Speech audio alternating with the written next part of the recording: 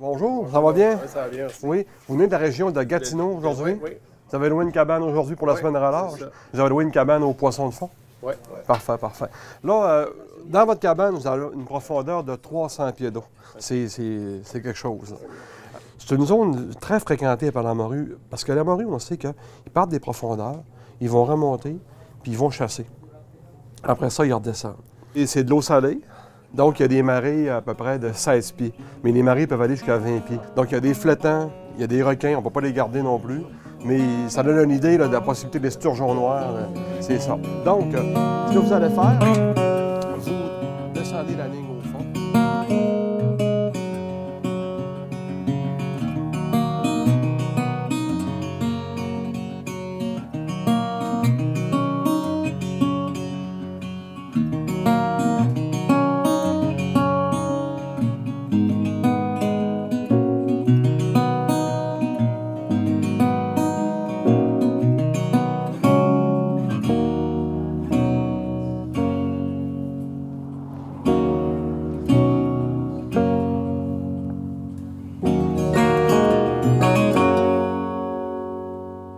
Le commerce ici a été construit en 1932. Mais à l'époque, avant 1932, le commerce familial de mon arrière-grand-père, Louis-Joseph Aubin, était de l'autre côté de la rue. Lui, c'était une passion. Il vendait un petit peu d'articles de pêche. Ça a été oublié par la suite. C'est moi-même, dans les années 90, avec l'observation du besoin du milieu, je notais qu'ils se vendaient des articles de pêche, mais c'était très peu spécialisé. Et j'avais vraiment le goût dans la région de faire quelque chose qui devait se spécialiser davantage pour la pêche blanche, avec des équipements spécialisés, le fait qu'on était en eau salée aussi. Puis, ça a été un succès dès le début, puis tellement qu'on a poursuivi même en été pour en faire la vente d'articles de pêche pour l'été. Il y a deux types de pêcheurs, ceux-là qui bouffent trop, ceux-là qui ne bougent pas la ligne du tout. Il faut vraiment que tu aies une pause entre les deux. Tu bouffes ta ligne, puis à un moment donné, tu fais une petite pause, tu donnes le temps de prendre la ligne. Et ça fait des petits. Parce qu'au niveau de la pêche blanche, il y a plein d'entreprises aujourd'hui dans la région qui font la vente d'articles de pêche spécialisés, donc qui suivent nos traces, puis c'est bien, c'est correct. Puis ça fait, je dirais que ça fait favoriser plein d'entreprises autour qui, même pas juste de la baie, de Chicoutimi, Jonquière, de l'extérieur, puis la pêche blanche ne profite non seulement aux gens de la baie, mais aussi aux gens de l'ensemble de la région.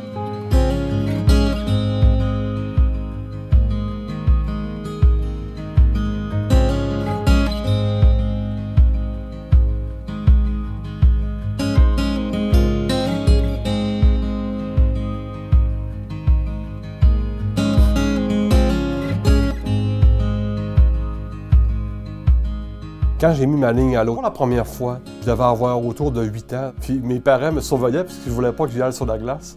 Fait que je m'étais trouvé une hache avec de la corde puis des hameçons. Puis là, je m'étais aventuré sur la glace, justement, à distance. Puis je perçais mon trou avec une hache. J'avais réussi. Puis après ça, j'ai pris des appâts que j'ai réussi à m'emprunter chez quelqu'un qui pêchait sur la glace. Je me suis mis un hameçon avec un gros boulon pour mettre au bout, pour me servir de poids. Et j'ai descendu ça au fond, puis je pêchais avec ça.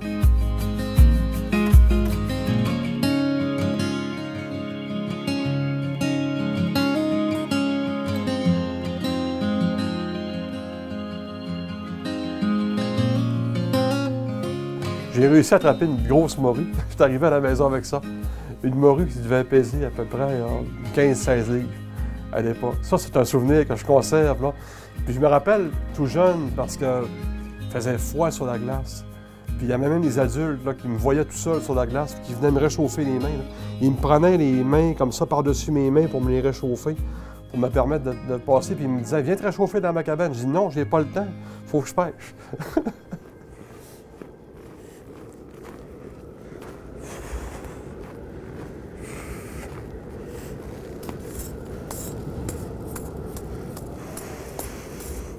Quand je suis sur la glace l'hiver, en plein air, ça représente un calme, une liberté.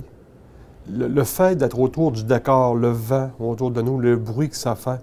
Le fjord est un décor changeant. Les couchers de soleil, les aurores boréales le soir quand on pêche tard le soir, le soleil qui reflète sur la glace, les vents. Des fois, c'est des vents tellement forts avec la neige dessus qui rafale.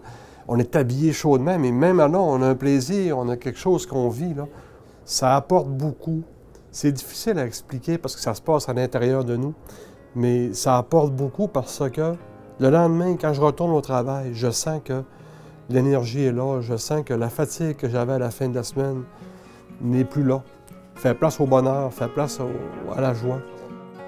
Comme c'est cela. Bon, ce qu'on va vous proposer, là, il y a soit la Saguenay 1, il y a soit la Sebasse comme ça ici. C'est un prétexte. La pêche devient un prétexte parce que lorsque la pêche blanche commence sur la Saguenay, je dirais que la vie touristique hivernale commence ici. On voit arriver les motoneiges, les VTT.